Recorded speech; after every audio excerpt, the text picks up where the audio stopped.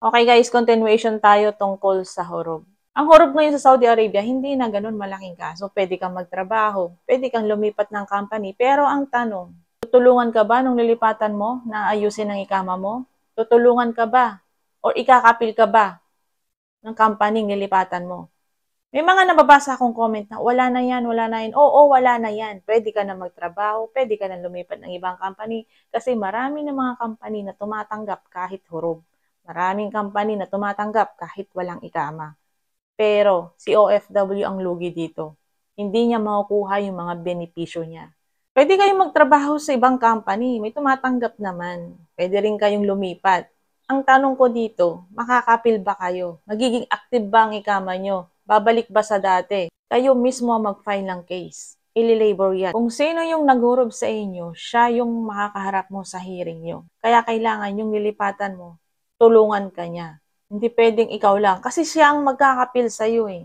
May mga nagsasabi din ng ibang employer pwedeng tanggalin yung exit visa o yung panghalimbawa, yung dati mong employer, binagyan ka ng final exit visa, matatanggal daw yon ng ibang employer. Guys, kung sino yung nagbigay sa inyo ng final exit visa, siya lamang ang makakapagpa-cancel nito. Kasi siya yung nasa record ng Jawasat. Bakit tatanggalin ito ng ibang employer?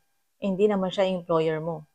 Matatanggal lang yan nung lilipatan mong employer o yung bago mong employer kung kakausapin niya yung dati mong employer kasi magkakabayaran yan eh. Hindi niya matatanggal yung inisyuhan ng dati mong employer na final exit visa mo. Kasi hindi naman siya ang nagbigay ng final exit visa. Isipin nyo guys, nung umalis kayo sa bansang Pilipinas, meron tayong tinatawag na entry visa. Ito ay valid ng 90 days. Kung sino yung nagbigay sa inyo ng entry visa, hanggat hindi kayo nakakapil, siya pa rin ang magbibigay sa inyo ng final exit visa. Kung yung sinasabi nila na yung nilipatan mong employer, yung bago mong employer, is makakancel niya ang inisyuhan niya sa'yo na final exit visa, pwede siguro kung yung bago mong employer at saka yung dati mong employer is mag-uusap na hindi mo nalalaman. Makikita mo na lang, wala na yung visa mo. Mag-uusap yung dalawang yan, hindi naman siguro lahat is sasabihin sa'yo. Kung sino yung nagbigay sa inyo ng final exit visa, siya lang ang makakapagpa-cancel. Siya lang ang makakapagpatanggal at hindi ang ibang employer. Guys, kumakalat ngayon ng isang video kung saan yung mga nagmamasahe is ni-raid ng polis. Hindi po natin sure kung talagang Pilipino yung pinagsasampal ng polis. Hindi po kami nagkulang ng paalala sa inyo. Napakahirap yung mag-apply para pumunta sa ibang bansa. Kailangan nating irespeto kung ano yung mga batas ng mga bansang pinupuntahan natin. Huwag tayo maging kampante na kahit maluwag na ang isang bansa is magagawa na natin yung mga bagay na gusto natin. Minsan pag nagpapaalala kami, may mga nababasa kaming comment, wala na yan, okay na, maluwag na Saudi. Hindi na ganun kahigpit. Oo, nandun na tayo. Hindi na gaanong mahigpit ang Saudi Arabia. Bakit natin ito sasamantalahin? Kailangan pa rin nating sundin kung ano yung mga batas na pinapatupad nila. Hindi po yan Pilipinas.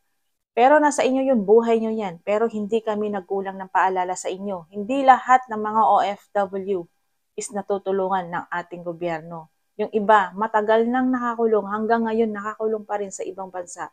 May iba't ibang kaso, yung iba nadamay lang. Nagpunta tayo sa ibang bansa para magtrabaho.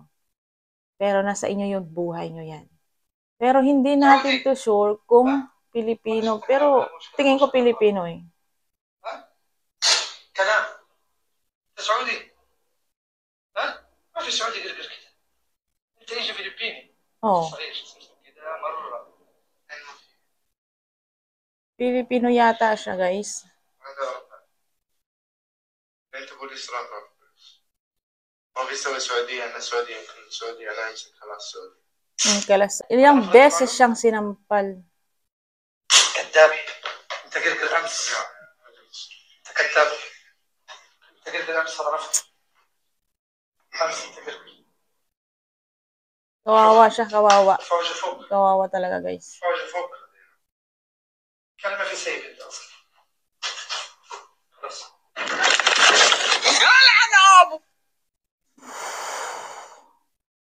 Hindi na natin alam kung ano na nangyari sa kanya.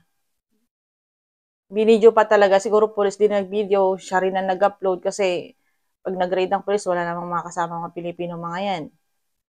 So, siguro galing din sa Saudi yan yung video na yun, na-upload.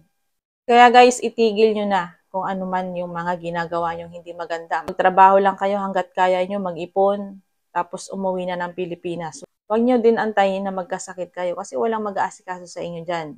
Kahit na mas okay na magpagamot sa ibang bansa kasi hindi masyadong magastos. Minsan may insurance, sagot nila.